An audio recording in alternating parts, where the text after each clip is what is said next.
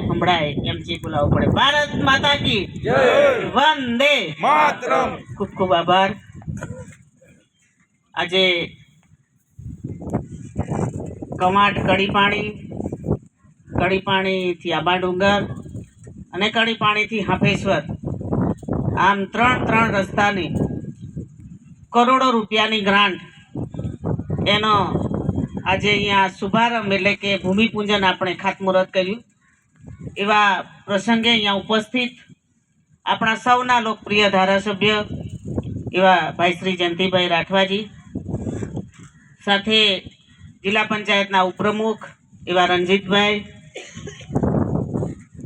Chhota Udepur Bharatiya Janata party જિલ્લાના ઉપાધ્યક્ષ એવા ભાઈ વિજયભાઈ, આ તાલુકાના સંગઠનના પ્રમુખ એવા સંજયભાઈ, પૂર્વ મહામંત્રી એવા રમેશભાઈ, જિલ્લા પંચાયતના સદસ્ય અને દંડક એવા સુરતનભાઈ, ઉપપ્રમુખ અમારા સમધીબેન, અહીંના સરપંચ બેનશ્રી, તમામ જે અહીંયા ઉપસ્થિત જેમને આ રસ્તાનો ઉપયોગ થવાનો છે એવા તમામ અહીંના ધુરંધર એવા સરપંચશ્રીઓ અને આ વિભાગના પધારેલા સ્ટેટ અને જિલ્લાના આરંભી અધિકારીશ્રીઓ અને ખૂબ મોટી સંખ્યામાં આ ભૂમિપૂજનમાં ઉપસ્થિત સૌ અહીંના ગ્રામજનો, આપણે સૌ જાણીએ છીએ કે આ ભારતીય જનતા પાર્ટીની સરકારમાં રોડ, રસ્તા, પુલ, કરોડોની ગ્રાન્ટ, કરોડો રૂપિયા થકી આપણને સુવિધા ઉપલબ્ધ કરે છે। અત્યારે ચોમાસાનો સમય હતો, ખૂબ વરસાદ પડ્યો અને વરસાદ પડવાથી પુલ, રસ્તાઓ ખરાબ થયા। આપણે સૌ જાણીએ છીએ કે કુદરત સામે કોઈનું પણ ચાલતું નથી, પરંતુ થોડા સમયમાં આ ગ્રાન્ટો પાસ કરીને આજે અહીંયા ત્રણ રસ્તા આપણને મળવાના છે। તો આપણે આ તબક્કે ગુજરાત સરકારનો આભાર માનીએ। આ તાલુકામાં આપણા ધારાસભ્ય જયંતિભાઈ રાઠવા સાહેબ તમામ ગામોમાં એક ગામથી બીજા ગામને જોડતો અને આપણા ડુંગર વિસ્તારમાં ઘણા બધા રસ્તાઓ મંજૂર કર્યા છે। બીજા હજુ ઘણા બધા રસ્તાઓના ખાતમુહૂર્ત થવાના છે। એટલે કહેવાનો મતલબ કે આ ભારતીય જનતા પાર્ટીની સરકાર દ્વારા આપણને ખૂબ કામો આપણી સુવિધા માટે ઉપલબ્ધ કર્યા છે। ઘણી બધી વાતો બીજા લોકો આવીને કરતા હોય છે, અમે સાંભળીએ છીએ, પરંતુ આ તમામ વાતો નહિવત છે અને આપણે અહીંયા બેઠા છે, આજે અહીંયા મોબાઈલ લઈને બેઠા છે, આજે તમે લોકો બધા જાગૃત થયા છે। આ જાગૃતતા ભારતીય જનતા પાર્ટીમાં થઈ છે।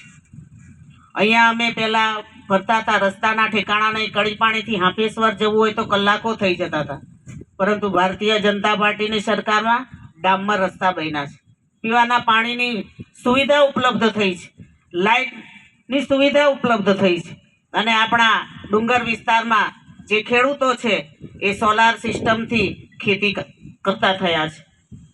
ઘણી બધી વાતો થાય છે, આમ થઈ જશે, તેમ જ થઈ જશે, પરંતુ હું અહીંયાથી કહેવા માંગુ છું કે આ સરકાર દ્વારા મારા ડુંગરમાં વસતા ખેડૂતો એને જંગલ જમીન જે વર્ષોથી ખેડતા હતા એને જંગલની જમીન આપીને એમને ખેડૂત ખાતેદાર બનાવ્યા છે।